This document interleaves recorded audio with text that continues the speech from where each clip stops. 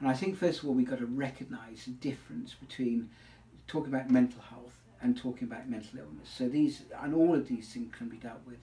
So one of the first things we need to do is we need to make it okay to talk about mental health in the workplace, that it's okay to say that you're feeling vulnerable, it's okay to say that you're feeling sad and anxious, it's okay to express these emotions, particularly in environments where there's more men who traditionally will not talk about these things.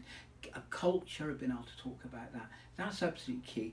That means that you will have the more confidence to go and talk to your line manager or a colleague or someone else in the organisation to say, I'm feeling pretty rubbish. But it also means that employees can look out for each other as well, so they can start recognising some of the signs that they might see, that maybe one of their workmates are a little quieter than they used to be, or that they are perhaps a little more anxious, or they're jumpy, or their moods have been fluctuating, or they might be acting a little strangely. They can recognise these signs. Now what we can do is that we can put some mental health education within those organisations as well, to help both the employers and the employees to see and recognise those signs. So that's kind of putting the structure there, if you like.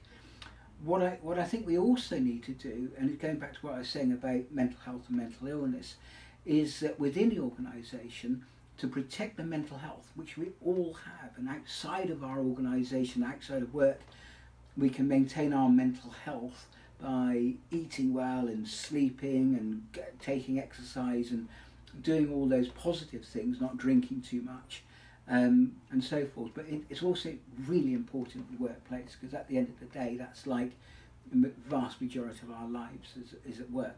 So employees need to start recognise a little more about, are they putting their employees under too much pressure?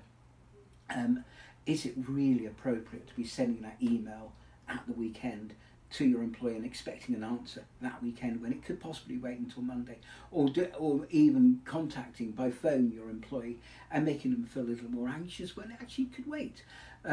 Making sure that your employees take the leave that they're entitled to every year, that they work the hours that they're supposed to and not going way beyond that. Of course there's times when we all need to pitch in and do something, but if they're routinely working too many hours, say, well, hey, do you think you really need some time out here? So maintaining all of that is important. Then we do need to think about the way in which we can manage mental illness as well. So if one of your employees had a relatively serious physical health problem that they needed to be away from work for a while for, or if, say, they broke their leg, you wouldn't say, well, you've got to come in anyway, come on. Why shouldn't it be any different with mental illness as well? Respect the fact that mental illnesses are every bit as debilitating as physical illnesses, and being able to give that person the respect and the time away that they need to get better. So when they're away, it's a good idea to keep in touch with them too, but not in the sense that you are making it sound like you're checking up on them and saying, oh, you're coming back to work yet? More to do with, are you okay? Is there anything else we can do? Well, if you're ready to come back to work, let's talk about it. But if you're not, that's fine. Is there anything else we can do to support you while you're there? And any of our resources we can give to you for that. When they are ready to work, come back to work, managing that properly, looking at a way that they can come back to work in a measured way. Again, if someone had a broken leg, you wouldn't expect them to come back day one without crutches, work the whole week. You'd phase it in. And exactly the same with mental health. If someone's had a problem, negotiate how they come back. Let's say you can come back for a day a week.